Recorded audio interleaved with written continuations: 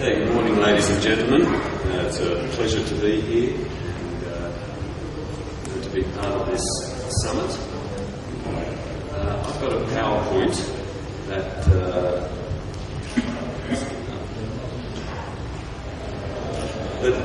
I guess tries to address the core theme of this track, and this session, obviously, but in particular to try and give some emphasis to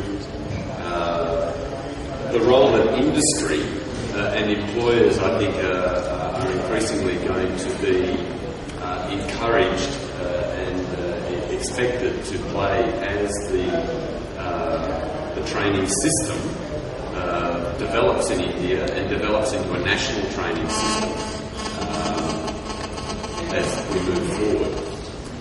So, the presentation is going to talk about the supply and demand of skills in India, just to give you an overview of some of the statistics. Talk about some key international trends in technical and vocational education and training and skills reform, and also look at some models or examples, trends in terms of industry engagement. So, firstly, looking at the general picture of the supply and demand of skills. Clearly and successfully in India, a lot of investment in the primary education sector has led to continued growth in school enrolments. And you see there a general trend, primary and secondary. So we've got this situation where you've got more people coming in at one end of the pipeline that obviously are going to flow through at various stages. But unfortunately, dropout rates remain quite high. This slide is yet to be updated using the most recent NSS data. But the point here that's worth noting is that whilst in the primary sector, the dropouts have been reduced significantly, the same level of reduction hasn't been happening in the secondary system. And I think to some extent this reflects the fact that the most recent NSS data talks about at least roughly 30% illiteracy amongst the workforce. So that's people available for work, 30% are classified as illiterate. And that obviously has large implications for learning and development in terms of enterprises, but also skills development more broadly. If India is expecting employment growth to come in those sectors outside of agriculture, like the industrial sector or the services sector, and there's an expectation that people are migrating out of agriculture into those other sectors, the fact that most of the people doing the migration will have very low levels of literacy and will not have completed compulsory education. That obviously presents a challenge that I think to some extent hasn't been fully acknowledged in the targets that have been set for the Prime Minister's Skills Vision. But I think we'll get on to that a little bit later on. So dropout rates remain high, and there's limited penetration of skills training, and that continues. Those figures are roughly 89 to 90% of people not having any vocational training. This is based on household survey data. Is quite high, and has remained so in the latest round. And the reality is that comparatively there's little contribution from industry. 15.6% of Indian manufacturing enterprises offered in-service training, compared to 92.4% in China, but obviously the relevant sort of share of state-owned enterprises needs to be considered when you look at those figures. But even when compared with other countries, the figures here are very low. I think the table down at the bottom is quite telling.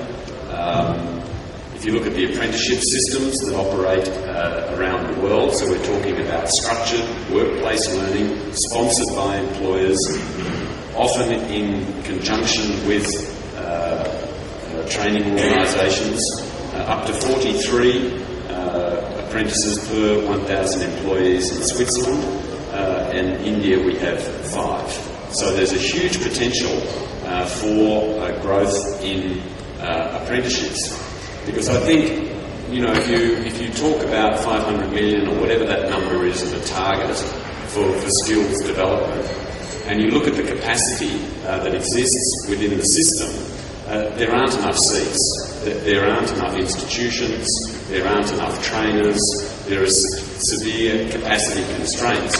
And so when you look around for sites of learning, sites of training, the workplace in India is a relatively untapped resource. I think that is something that in policy circles at least people are starting to recognise.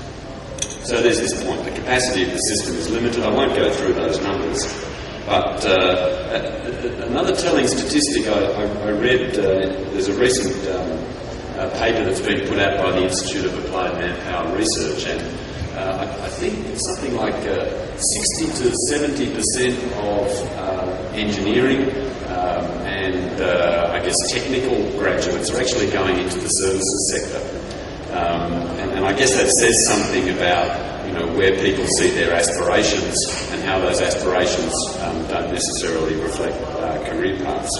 But underneath all of this, I guess, is the fact that industry skills demand to grow. And that right-hand column, looking at percentage annual increase, demonstrates that this challenge, this quantitative challenge, is not getting any smaller. So, you know, from an ILO perspective, where the kind of international organisation that has, within the UN, that has responsibilities around the labour market, the functioning of the labour market, and so the supply and demand of skills obviously is important there. The ILO and its members are concerned about this downward circle where unavailable or poor quality skills traps the working poor in low-skilled, low-productive, low-wage jobs, excludes workers without the right skills from participating in economic growth, and discourages investment in new technology. So that's a scenario, and I guess what people are working towards is moving towards a virtuous circle where more and better skills make it easier to innovate, to adopt new technologies, attract investment, compete in new markets and diversify the economy. So there's a bit of a roll-on effect when skills are considered as a priority. So, you know, the benefits for industry, and, you know, I've listed a few there, and at the moment, I guess that there's also the reality that the training market presents a commercial opportunity for employers and for businesses. And I think, you know, the evidence of a number of sort of start-up training companies that are responding, for example, to the National Skills Development Corporation's efforts to stimulate a private training market to increase the number of training seats is in some ways, you know, another benefit to industry. But from the supply side, you know, you talk about the TVET sector, the skills sector, you start talking about the role that government plays, and that industry is increasingly expected to play. The reality is there's a growing recognition that industry is the number one client of the TVET and skills system, that industry is best, and when I say industry, I'm talking about employers and workers. And I know that's a slightly kind of contentious issue in India compared to some countries where industrial relations and the role of unions is perhaps slightly different to how it is in other places. But the bottom line is that industry understands its own needs, both current and future, to the extent that they can. Got the technical know-how, networks, entrepreneurial and management experience, and industry needs skills. So, you know, you'd think there's a good match between the supply and the demand side, if you like. But the reality is that match hasn't been taking place and isn't in place, and so there's a lot of work going on the supply side, right, to reform education and training systems. And there's a whole range of things listed there, and you might be familiar with some of them if you've had any exposure to the National Skills Development Policy, to the work to set up sector skills councils, work to develop national occupational standards and qualifications packs, a new qualifications framework. These sorts of initiatives are not new in the sense that many countries around the world have taken that path of reforming their vocational education and training and skills systems to incorporate these sorts of approaches. And India is, at the beginning of that journey, moving from traditional trades to new occupations and industries, from institutional to national qualification systems, greater emphasis on vocational education and training in schools, from teacher-centred to student-centred learning, and a key one here, from institutional learning to workplace learning. So what roles do industry have in this emerging system? I think fundamentally it's about providing strategic leadership into the whole system, so leadership into the supply side, but also leadership, obviously, within their sector, within their broad field, in terms of championing skills and the role that it can play as a contributing factor to improved productivity and improved profitability.